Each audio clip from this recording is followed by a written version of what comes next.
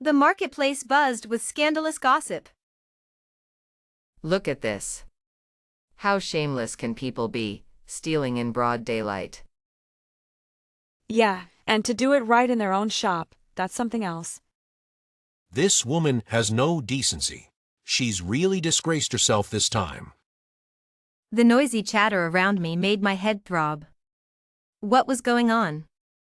Wasn't I supposed to be gone? Wait, this scene looks familiar.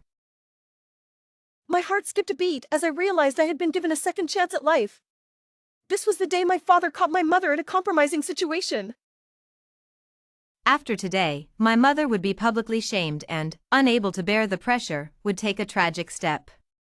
My father would then take her inheritance and move into a luxurious mansion with his mistress, living a life of excess. But now, I had a chance to change everything. At this moment, my father was about to dramatically tear down the shop's rolling shutter door. My mother, worried he would hurt himself, tried to shield him. This scene would later be misinterpreted by the media as her protecting her lover. Look at that. He's smashing the door. Linda, you can't protect your lover like this. Emily, what are you talking about? I don't have a lover. I don't even know him. You've been fooling around for a while, but bringing it home is too much. I can't cover for you anymore. My mother was too stunned to even struggle. Finally, my father broke through the door and dragged the man inside out like a hero. Call the police! My words stunned not only the man but also my father and Emily. They had orchestrated this setup and couldn't afford police involvement. Anna, what are you doing here? Or should we wait for these deceitful people to frame my mother? Emily and my father's faces stiffened. Anna, your mother's actions have upset everyone, but you shouldn't miss school because of this. Let Aunt Emily take you back to school. Dad, I took a sick day today. Didn't you know? My father's face darkened slightly, then he slapped his forehead as if remembering. Oh dear! I've been so busy I forgot you were sick. Don't be mad at Dad, okay? Dad, don't you love Mom the most? Why aren't you calling the police? What if someone is framing her? I pretended to dial 911. My father quickly snatched the phone from me, his facade cracking for a moment. John, Emily, why are you both accusing me? Even if others don't know me, you do. I've always loved John. I don't even know that man. Why are you both framing me? Is this a trap you set for me? Her words caused a stir among the onlookers, who began murmuring louder. Suddenly, a slap echoed, silencing the crowd. Caught red-handed and still denying it. I'll teach you a lesson. He raised his hand to strike again, his eyes filled with rage. I trembled but quickly ran to shield my mother, standing protectively in front of her like a mother hen. Try touching my mom again! Seeing my fiery red eyes, Robert instinctively took a step back and reluctantly stopped. With that, I took Mary back to my grandmother's house. Mary was so overwhelmed by the day's events that she fell asleep as soon as we got home. My grandparents had passed away early, and upon reflection, Mary had no family left. This was why Robert dared to falsely accuse her and plot against me. They left Mary a substantial amount of money and this villa, which Robert used to live a life of indulgence, moving in with Emily. Mary, raised with a pure heart by my grandparents, was easily deceived by Robert's facade of gentleness. Mary was a privileged girl, born into a wealthy family in the city, pampered and unaccustomed to hardship. She believed in true love and didn't care about her partner's financial status, confident that love could overcome all obstacles. Robert, on the other hand, shamelessly demanded money from Mary, belittling her with his chauvinistic attitude, trying to control her. He was obsequious to others but domineering towards Mary. Initially, he pretended to be gentle and affectionate, but soon his true colors showed, treating Mary with cold indifference. Poor Mary, the pure-hearted warrior of love, tried to protect his fragile ego, tolerated his insecurities and arrogance, and endured his emotional abuse until he drained her of all value. Mary allowed Robert to take whatever he wanted, even paying for their home in full and covering all household expenses. Once, at a dinner, he said a wife who gives everything isn't worth much. I wonder if Mary heard that. I was also cherished by Mary, but it wasn't until her death that I saw Robert and Emily's true nature. In this new life, I won't let history repeat itself. I checked my phone, and just like before, Robert had spent a fortune to push the scandal of him catching Mary in an affair to the top of the trending topics. He publicly posted, "My wife once told me she wanted to open a small flower shop and live a peaceful life. I closed my company and became a small employee to support her dream. Who would have thought that shop was their rendezvous? Even the daughter I loved isn't mine. My heart is shattered, my partner is such a person." The incident sparked widespread social debate. Having an affair in her own shop, that's too brazen. She should leave with nothing. I bet that guy is her first love and they reconnected after a few years. See. Something's not right. I've seen that woman before, she seemed gentle and dignified. Is there a misunderstanding? This doesn't add up. Wouldn't she know there are cameras in her own shop? Yeah, she signed a contract with me before. She was quite capable. You never truly know someone. Don't be fooled by her. How can anyone defend her? Their values are twisted. Amid the online storm, a few voices defending Mary were quickly drowned out. Anna, are you hungry? I'll order some takeout. Hearing Mary's voice, I quickly ran upstairs. In my past life, Mary saw the trending topic tonight, broke down, and jumped from the 18th floor, meeting a tragic end. I can't let history repeat itself. Seeing her about to take out her phone, I shouted, Stop! Huh? I mean, let me show you my cooking skills today. Come help me in the kitchen. Oh, okay. Seeing her put down the phone, I finally breathed a sigh of relief. While chopping vegetables, my mind wandered, and I nearly cut myself a few times. I need to find evidence of Robert's infidelity, expose his scheme, and clear Mary's name. But before I could find any evidence, Robert caused more trouble.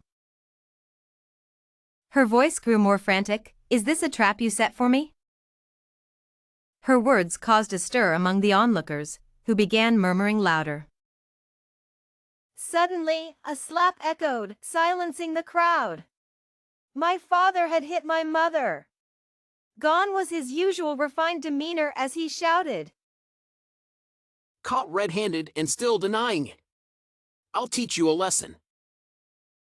He raised his hand to strike again, his eyes filled with rage. I trembled but quickly ran to shield my mother, standing protectively in front of her like a mother hen. Looking at my father's violent face, I felt a pang of fear but shouted. Try touching my mom again. The tension in the room was palpable. Is this a trap you set for me? Her words caused a stir among the onlookers, who began murmuring louder. Suddenly, a slap echoed, silencing the crowd. Caught red-handed and still denying it. I'll teach you a lesson. He raised his hand to strike again, his eyes filled with rage. I trembled but quickly ran to shield my mother, standing protectively in front of her like a mother hen. Try touching my mom again. Her voice grew more frantic. Is this a trap you set for me? The onlookers began murmuring louder. Suddenly, a slap echoed, silencing the crowd. My father had hit my mother. Gone was his usual refined demeanor as he shouted. Caught red-handed and still denying it. I'll teach you a lesson. He raised his hand to strike again, his eyes filled with rage. I trembled but quickly ran to shield my mother, standing protectively in front of her like a mother hen. Try touching my mom again.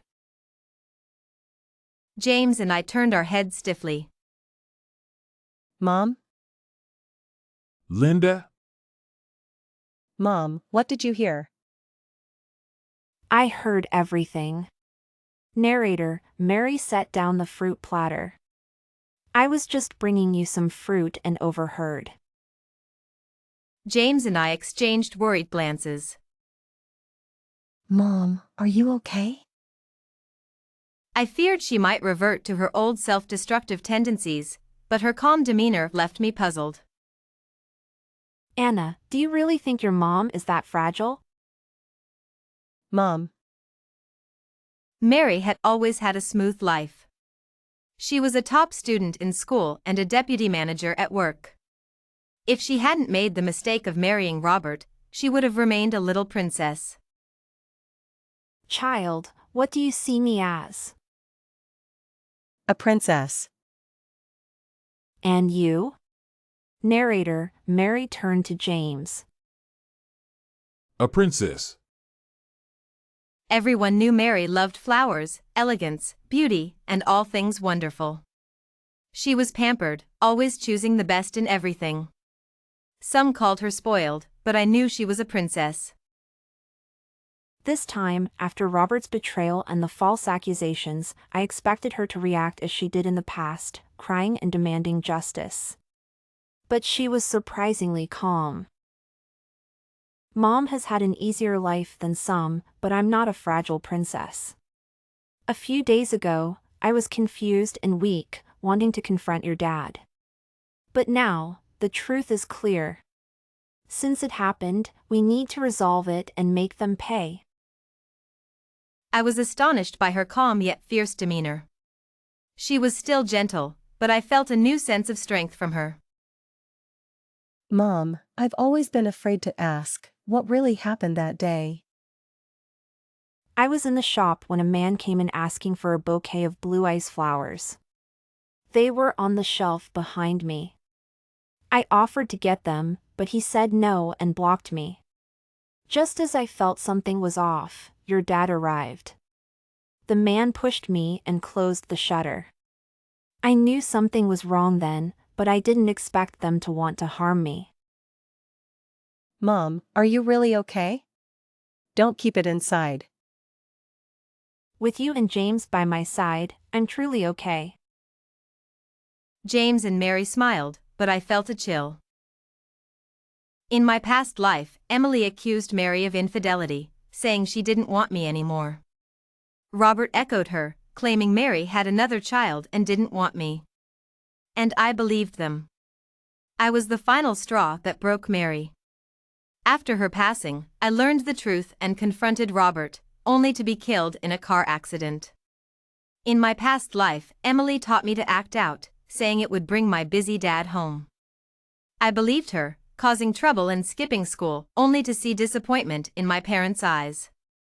When I questioned Emily, she said it was because Mary didn't want me. Panicked, I asked what to do. She said to make Mary feel my absence, so I distanced myself. Mary became erratic and angry. It was all Emily's plan. Mom. I'm sorry. I'm so sorry. Mary patted my back, comforting me. It's okay, my good child. I wiped my tears. John, Emily, your days are numbered. But I underestimated their malice. Another fateful car accident loomed. March 8th, Women's Day.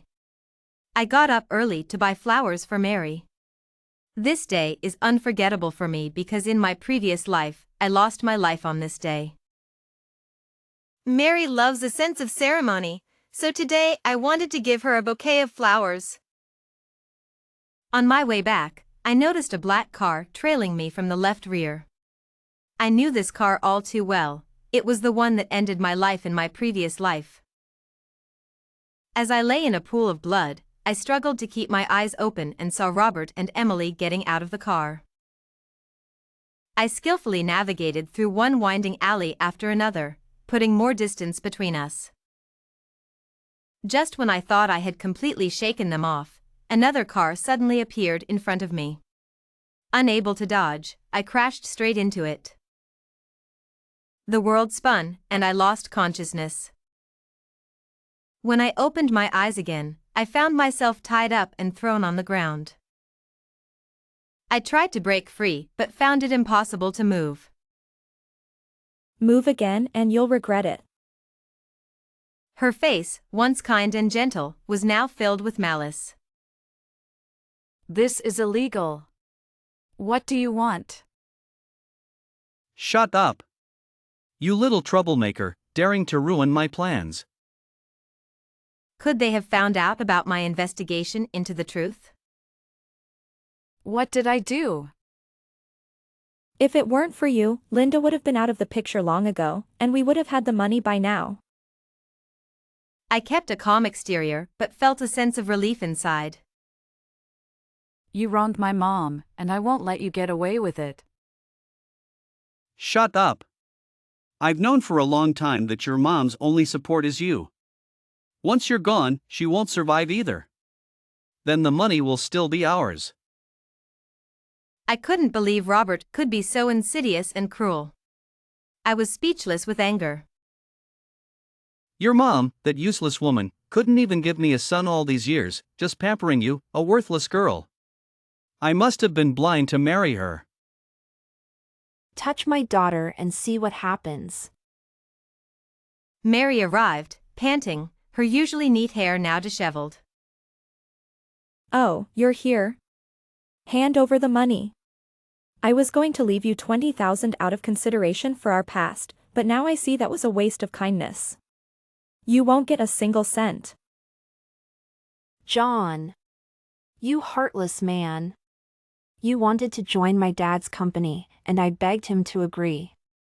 Later, you wanted to start your own business, and I used all my family's connections to help you. When you said you had financial pressure, I gave you my savings to fill the gap. And now, not only are you involved with someone else, but you also want to harm me and my daughter. Robert was stunned, seemingly moved. Seeing this, Emily quickly grabbed a knife and held it to my neck. Enough talk. Hand over the money. Don't hurt my daughter. If anything happens to my daughter, you won't get a penny. Fine, the divorce papers are over there. Sign them, and we'll let your daughter go. Otherwise, prepare to see her lifeless body. If it weren't for you closing the company and opening that useless flower shop, I would have been a big shot CEO by now, instead of working as a nobody in this lousy company. You think someone who can only work as a nobody could ever be a CEO? Dream on. Robert, seemingly provoked, grabbed me, holding my collar tightly, and spat. If it weren't for you, I would have had the money to start my company. You worthless thing. His eyes bloodshot, Robert grabbed the knife and aimed it at me. I'll get rid of you. Just as I closed my eyes tightly, bracing for the worst, I heard the sound of police sirens. What's going on? Who called the police? Was it you? Robert pointed a knife at Mary. I warned you, if you called the police, there would be consequences. You forced my hand. At that moment, James suddenly rushed in, grabbing the blade with his bare hands. Blood flowed down the knife, and my mind went blank, my vision turning red. James, I screamed, tears streaming uncontrollably. John, the police are here. I suggest you don't resist. John, unaccustomed to such a violent scene, dropped the knife and stepped back, muttering, It wasn't me! It wasn't me! Seeing this, Mary rushed over to shield me. James then moved to protect both of us. Freeze! Police! The police finally arrived, and I exhaled the breath I'd been holding, then fainted from the relief. I submitted evidence to the police of John and Emily's plot against Mary, John's infidelity, and their abduction of me. Mary filed for divorce in court. The police found the male accomplice in John's warehouse, who confessed to his illegal activities. Once the truth was revealed, public opinion was in an uproar. Robert and Emily became pariahs, their hypocrisy exposed to all. In the end, Robert was not only stripped of his assets but also sentenced to prison for multiple offenses. Emily, in her struggle during arrest, had an accident and lost her child, eventually ending up in prison as well. After his release, Robert repeatedly sought forgiveness from Mary, kneeling and begging for her pardon. Mary didn't even look at him, calling security to remove him before turning and driving away. By then, Mary had already founded a publicly listed company. Mary had been a top student at a university's business school. She met Robert by chance, and knowing she was the eldest daughter of the Chin family, he gradually ensnared her. Naive and inexperienced, Mary fell for his deceit. Mary's original wish was to live a simple life. When her father's company began to decline, he worried she wouldn't adapt well to the business world. On his deathbed, he advised her to sell the company and pursue her dreams. Mary opened a small flower shop, hoping for a peaceful life, but fate had other plans. Perhaps it was a case of rising from the ashes. Mary rallied, found her father's former colleagues, and led them back into the business world, continuing her father's legacy. "Anna, Mom is amazing," he said, putting his arm around my shoulder as we watched Mary negotiate a contract. Does your hand still hurt? The doctor said the wound was deep. It's fine. You knew John was a dangerous maniac and still rushed in. Are you crazy? I'm a promising student, remember? After the storm, a rainbow appeared in the sky, symbolizing our bright future. Hand in hand, we walked towards it,